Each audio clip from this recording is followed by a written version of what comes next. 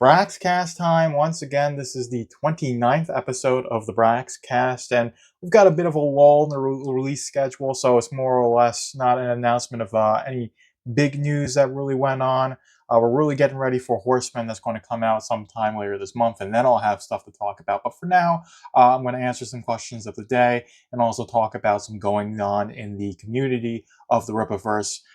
We've got some medical stuff, unfortunately. One's more fortunate, the other's a bit more unfortunate. So Eric July, CEO of the Rippaverse, had surgery, I think, on his hip, got his bone shaved down. If it didn't happen when it did, he's going to have to get it replaced eventually. But fortunately, he had a surgery, went well, and he's recovering over the next 4 to 6 months. And he says that the first 3 days have gone well. So hopefully he gets better, and hopefully he's on the up and up.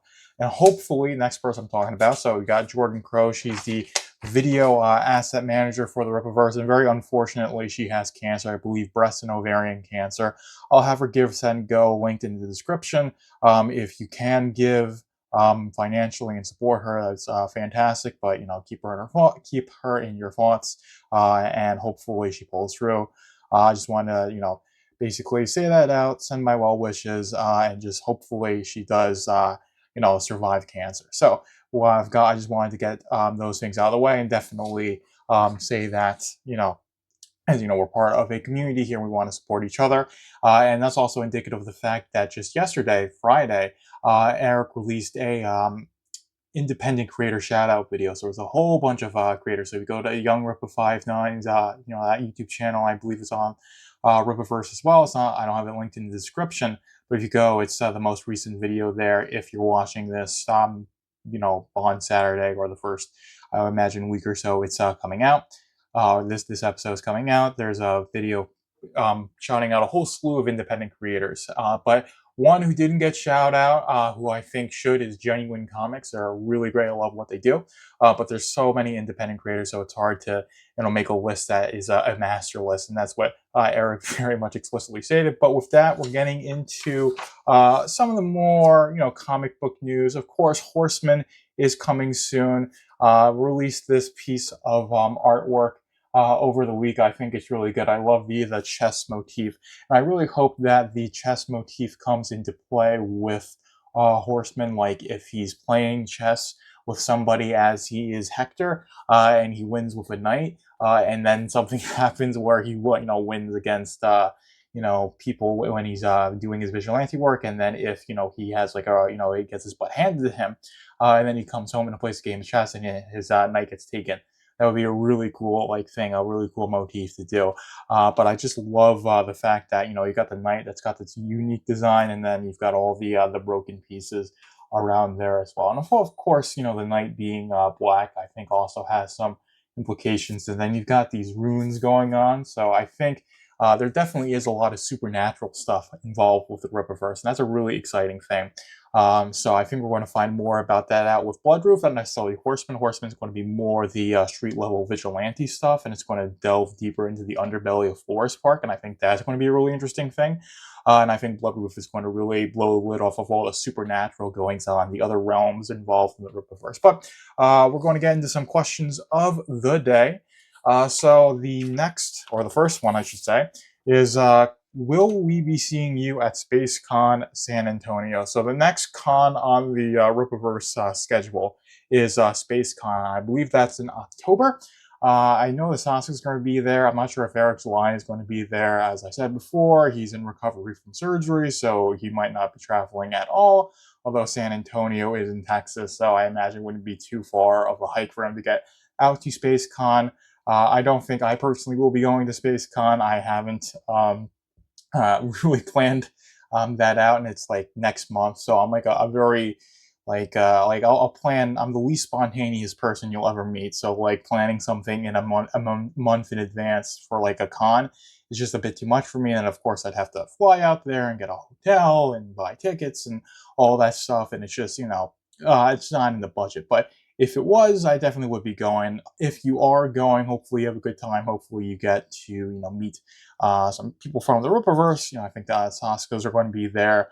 I'm not sure if Mike Barron or Chuck Dixon or any other of the creative team is going to be there, but I'm sure it's going to be a nice event. Most cons are pretty fun to go to. You'll hear some bad stuff that happens at cons, but most cons, 90% of the time, they're really fun experiences. And especially, I've said this with cons before, is that it's a gathering of people with a common interest.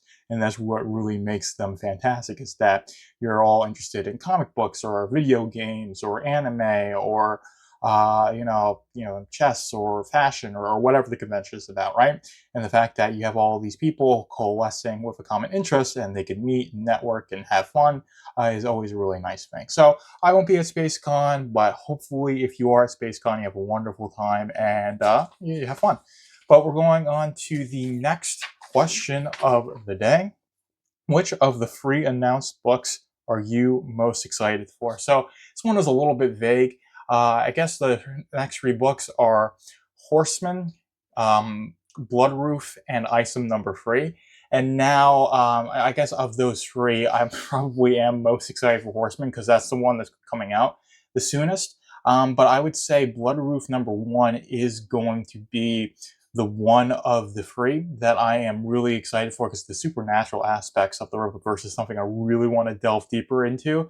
And of course, with Isom number 3, you've got the ill-advised arc getting tied up. So I think if I was going to say of those 3, Isom number 3 probably would be, because I really want that wrap up for the ill-advised arc. And I think narratively, and I've said this before and I'll stand by this, that narratively the Rippaverse is really going to start heating up after the ill-advised arc wraps up. I could be wrong on that. I was, thinking there would be an event coming sooner than it would have been, or that Eric was indicating on a recent live stream, that doesn't necessarily want to do an event too quickly. And I think you can do an event at this point after Isom 3. It doesn't have to be this world-breaking big event. It can be something that's relatively minor in comparison to like a super galactic battle. It doesn't have to be like a Crisis of Infinite Earths. It can just be like a minor crisis in Forest Park that has consequences, but that aren't so drastic and world-changing that the entire canon is just ruined, right? So I think having an event after Isom number 3 would be a really cool thing, but I definitely think a lot of fans want more material before you do a big event, and I can definitely see that perspective. And I think Isom number 3 is going to be part of that, like, initial canon that really sets in stone what the Rippaverse's story is and what the universe is like. So I think Isom number 3 of those 3 books is what I'm most excited for. But if we're going to just talk about books that I'm excited for in general, I'd say Yaira number 2 and Alpha Core number 2 are ones I'm really excited for. Of course, Yaira number 1, spoiler alert. So if you haven't read Yaira number 1, I suggest heading over to the Rippaverse site, getting a copy and reading it, enjoying it, and then watching this. But at the end of Yaira number 1, we know that she meets Neptune. We also know she's been on Earth for basically centuries. So delving more into meeting Neptune, her finally having her costume and really becoming the Yaira that we conceptualized her as when Isom number 1 first launched is going to be a really interesting thing. And then with Alpha Core number 2, we also find out at the end of Yaira number 1 that Stefania Martinez gets the powers that Yaira has when Nessa and Yantoni visit. She has that like supernatural event, finding out more about that. The fact that she's an Alpha Core member now, and the fact that the trio is now a team of 4 is going to be a really interesting thing. And of course, there's going to be conflict and growing pains, and that's going to be a really interesting thing. And I really am excited to see how Chuck Dixon handles Stefania as an Alpha Core member. So that's something I'm really excited for. But of course, of the 3 upcoming books, Horsemen, Bloodruth, and Isom number 3, I think Isom number 3 is the one I am most excited for. And then Bloodruth is probably going to be a close second. And of course, the Horseman hype is real because it's coming out really soon. And I love the Alpha Core. Chuck Dixon, Joe Bennett, fantastic team, a real dream team in comics. I'm so glad that the Rippaverse is keeping them employed, giving them good work, and hopefully they come back for Alpha Core number 2 and they stay on Alpha Core and they make it like a really good ongoing series. And they definitely have the material for that, as like I said, we're being set up for some really interesting stuff to go on in Alpha Core number 2 because of the events of Yaira number 1. And that's why I love the Rippaverse, this comic book universe aspect of it. The fact that you, like I said before, you have these individual storylines that converge and build on each other. And I am really excited that Chuck Dixon has that storyline to build off of. So that's a really big thing. But I could go on and on forever about how excited I am for the books.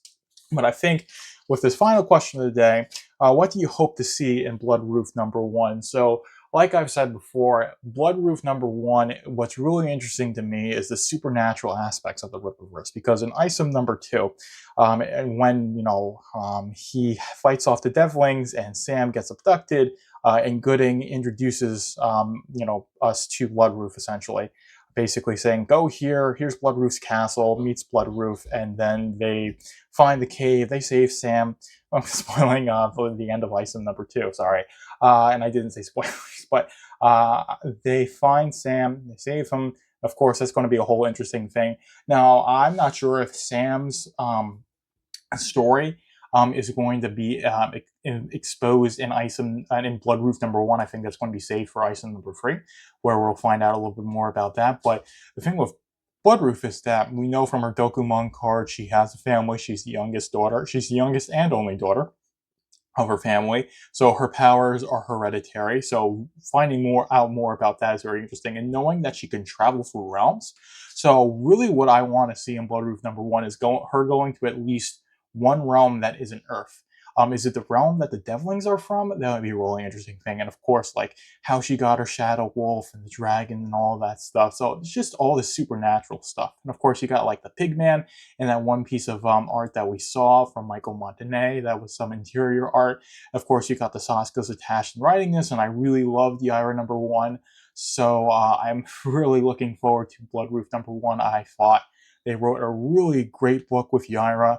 She was a really cool and interesting character, so they were able to, really do her justice, and really make a book that lived up to the hype that was building up for Yaira since Isom #1. Her poster sold more than Isom's poster for his campaign, right? And Bloodruth was the response to Bloodruth in Isom #2 was really, really nice. People loved the idea of Bloodruth. People love her character design. Of course, she's got this attractive woman. She's got this gothic style. She's got the cowboy hat. She's got the blood power. So she's just a really interesting character. And I think the Saskas are going to do her justice. And of course, this is going to be horror, and that's their bread and butter as well. So there's so many things to be looking forward to with this book, Bloodruth #1.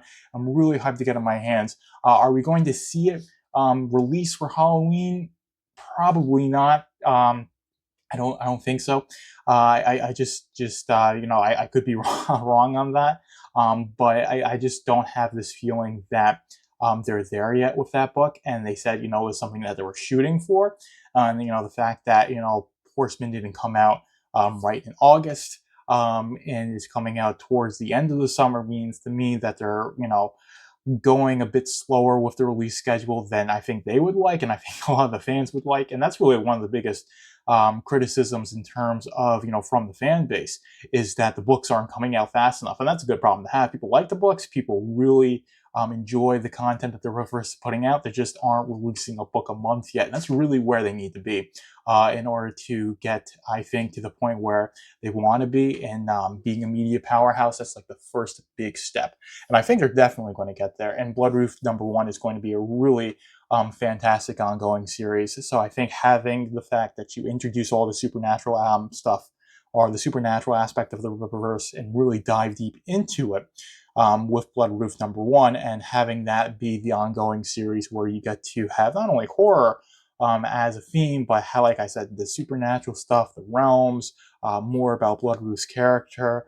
You could probably have her go to places outside of Forest Park as well and do world building for the entirety of the Rippaverse. So there's just so much you can do with a character like Bloodruth, and the fact that her power set is so interesting. Her origins are really interesting, especially like if we could see her family, her brothers and her parents in Bloodruth #1. That would be a really interesting thing. But I think the biggest thing is seeing her go to a realm that is outside of I guess we'll call it the Earth realm, Mortal Kombat reference, the Earth realm that we know they currently inhabit, because I think there's 7 realms, if I am thinking it right, because I think corresponds to the amount of orbs on the second piece of artwork for, or the artwork for the box for the second set of Dokumon cards. I think there are 7 orbs. That probably corresponds to the amount of realms that there are, because we know that Dokumon can travel realms,